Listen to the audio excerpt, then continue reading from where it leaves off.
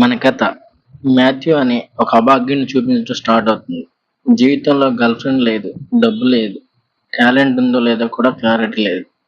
కానీ పెద్ద రచయిత అవుతా అనే కాన్ఫిడెన్స్ మాత్రం ఎలాన్ మస్క్ లెవెల్లో ఉండేది. పగలు ట్రక్కులు బస్తాలు మోస్తూ, రాత్రి మాత్రం ఫ్యూచర్ నోబెల్ ప్రైజ్ విన్నర్లా నావెల్ రాస్తూ కూర్చునేవాడు. అతను రాసిన మొదటి నావెల్ పేరు సమ్వన్ ఫ్రమ్ బిహైండ్. కానీ పబ్లిషర్ చదివాక ప్రాబబ్లీ ఇలా అనుకున్నాడు, ఇది నావెలా లేకుంటే నిద్ర మాత్ర. అంతే, రిజెక్ట్ చేశాడు. మాథ్యూ మాత్రం వెంటనే పబ్లిషర్కి ఫోన్ చేసి, సార్, ఏం నచ్చలేదు చెప్పండి, నేను ఇంప్రూవ్ అవుతా అన్నాడు. పబ్లిషర్, ముందు నువ్వే చదువురా బాబు అన్నట్టు ఫోన్ కట్ చేశాడు. జీవితం ఆల్రెడీ చెంపదెబ్బలు కొడుతుంటే ఒకరోజు పని కోసం ఓ చనిపోయిన ముసలోడు అపార్ట్మెంట్ క్లీన్ చేయడానికి వెళ్ళాడు.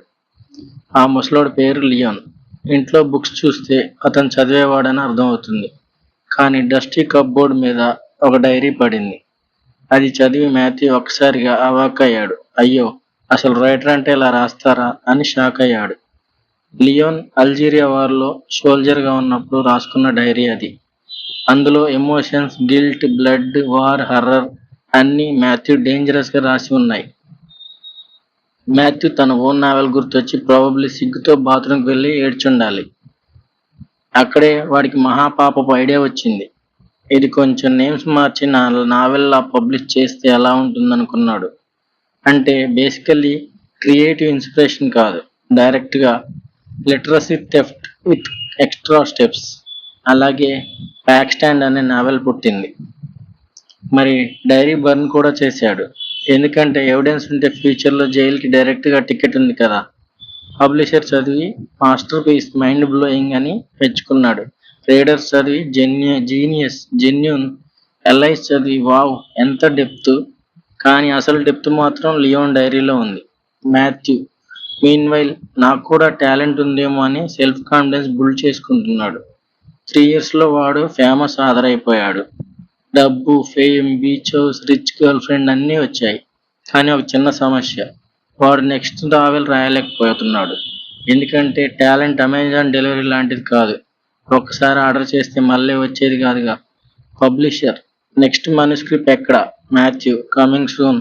అంటే బేసికలీ 3 years నుంచి ఇదే డైలాగ్ చెప్తూ నడిపిస్తున్నాడు. ఒకరోజు తన ఫస్ట్ రిజెక్టెడ్ నావెల్ ఎలైస్కి ఇచ్చి రివ్యూ అడిగాడు. ఎలైస్ చదివి ఎవడరా ఇది రాసింది, ఇంత బోరింగ్గా ఉంది అని ఎగతాళిగా మాట్లాడింది. అక్కడ Matthew heart mission failed successfully. అప్పటి నుంచి వాడి మెంటల్ స్టెబిలిటీ స్లోగా అన్ఇన్స్టాల్ అవుతూ వచ్చింది. ఇంకో సైడ్ స్టాన్ అనే ఫెలో వచ్చాడు. అతను బేసికల్లీ నేనే బెటర్ ఆప్షన్ అనే యాటిట్యూడ్తో తిరిగే రిచ్ బ్యాకప్ బాయ్ ఫ్రెండ్. మాథ్యూని చూసినప్పుడల్లా నీకు టాలెంట్ లేదనిపిస్తుంది బ్రో అన్నట్లు ఎట్టకారంగా మాట్లాడేవాడు. ఇంతలో టిస్ట్, ఒకరోజు ఎవరో లెటర్ పంపారు. అందులో లియోన్ ఫోటో. మాథ్యూ, ఏంటి బాబోయ్, సచినోడు మళ్ళీ లేచి వచ్చాడా, కంబ్యాక్ ఇచ్చాడా? కొద్దిసేపటికి ఆర్నో అనే వ్యక్తి ఫోన్ చేసి బ్లాక్మెయిల్ చేయడం స్టార్ట్ చేశాడు. నీ బ్లాక్ స్టాండ్ అస్సలు నీది కాదు, $500 million ఇస్తావా లేకుంటే నిన్ను ఎక్స్పోజ్ చేయనా అంటూ బెదిరించసాగాడు. అంటే మాథ్యూ లైఫ్ ఇప్పటికే మెస్సీగా ఉంది. ఇప్పుడు ఫుల్ డిజాస్టర్ ప్యాకేజ్ అయింది. డబ్బు లేదు, నావెల్ లేదు, టాలెంట్ లేదు, ఇప్పుడు బ్లాక్మెయిల్ కూడా. ఇంతలో స్టాన్ గాడు సీక్రెట్లీ ఇన్వెస్టిగేషన్ మొదలు పెట్టాడు. ఎందుకంటే ఉద్యోగం లేని పీపుల్ అంటే FBI క్యూరియాసిటీ ఎక్కువ. ఒకరోజు ఇద్దరు ఫైట్. మాథ్యూ యాక్సిడెంటల్గా స్టాన్ని కొట్టాడు. స్టాన్ డైరెక్ట్గా లోడింగ్ అనమాట, పైలోకానికి పార్సిల్ అయ్యాడు. మాథ్యూ అక్కడ, అయ్యో నేను రైటర్ అయిదాం అనుకున్నా, మర్డరర్ ఎలా అయ్యా. ఇక్కడి నుంచి అసలు టెన్షన్ మొదలు. బాడీ కాల్ సెట్లో, డాగ్ కాల్ సెట్ దగ్గరకు వచ్చి మొరగడం మొదలుపెట్టింది. సీలింగ్ నుంచి లిక్విడ్ పడితే బ్లడ్ అనుకొని మనోడు ప్యానిక్ అయ్యాడు. రాత్రి ఆ బాడీని తీసుకెళ్లి బీచ్లో పడేసి వచ్చేసాడు ఇంటికి. ఇది చూశాక ఆడియన్స్, ఈ ఫెలో రైటింగ్ టాలెంట్ లేకపోయినా క్రైమ్ మేనేజ్మెంట్ టాలెంట్ మాత్రం డేంజరస్గా ఉందని అనుకుంటారు. కానీ గిల్ట్ అనే సాఫ్ట్వేర్ మనోడికి బ్యాక్గ్రౌండ్లో రన్ అవుతూనే ఉంది. ఇంతలో ఎలైస్కి ట్రూత్ చెప్పేశాడు, బ్లాక్ శాండ్ నవల నాది కాదని.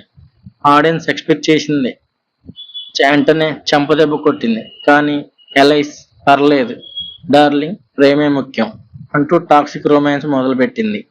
మాథ్యూ ఫైనల్లీ తన నిజమైన లైఫ్ స్టోరీ మీద నావెల్ రాశాడు. పేరు ఫాల్స్ ప్రెటెన్సెస్. ఇది మాత్రం జెన్యున్ గా తన ఓన్ స్టోరీ. అంటే ఫైనల్ గా ఒరిజినల్ కంటెంట్. కానీ అప్పటికే పోలీసులు DNA టెస్ట్కి రండి అని మెసేజ్ ఇచ్చారు. మాథ్యూ, అయ్యా, లైఫ్ ఆల్రెడీ ఆడ్లో ఉంది, ఇంకోసారి మళ్ళీ ఏంట్రా ట్విస్ట్ అనుకున్నాడు. ఇంకోసారి ఫోన్లో ఆర్నో బ్లాక్మెయిల్. ఈసారి మాథ్యూ ఇంక జాలరా బాబు. కార్ యాక్సిడెంట్ ప్లాన్ చేసి ఆర్నోని చంపేశాడు. తర్వాత తననే డెడ్ బాడీ అని ప్రపంచానికి నమ్మించుకొని పెట్రోల్ పోసుకొని కాల్ చేసుకున్నాడు. అంటే అఫీషియల్ గా రైటర్ నుంచి కిల్లర్ నుంచి గోస్ట్ సిటిజన్ గా మారిపోయాడు. 2 years తర్వాత మాథ్యూ మళ్ళీ ordinary work life. No fame, no luxury, కానీ ప్రశాంతంగా బతుకుతున్నాడు. ఒకరోజు బుక్ స్టోర్ పక్కన వెళ్తూ తన ఫోటో చూశాడు. షాక్. తన జెన్యున్ నావెల్ ఫాల్స్ ప్రిటెన్సెస్ యూరోప్ మొత్తం బెస్ట్ సెల్లర్ అయింది. అంటే ఐరనీ చూడండి. దొంగిలించిన నావెల్ వల్ల ఫేమ్ వచ్చింది, కానీ నిజంగా హార్ట్తో రాసిన నావెల్ హిట్ అయ్యేసరికి వాడు అఫీషియల్ డెడ్ అయ్యాడు. ఇన్సైడ్ స్టోర్లో ఎలైజ్ తన బేబీతో ఉంది. అది మాథ్యూ కొడుకే, కానీ వెళ్ళి కూడా హగ్ చేసుకోలేడు. ఎందుకంటే ప్రపంచం దృష్టిలో వాడు చనిపోయాడు. స్టోరీ ఎండింగ్ అక్కడే.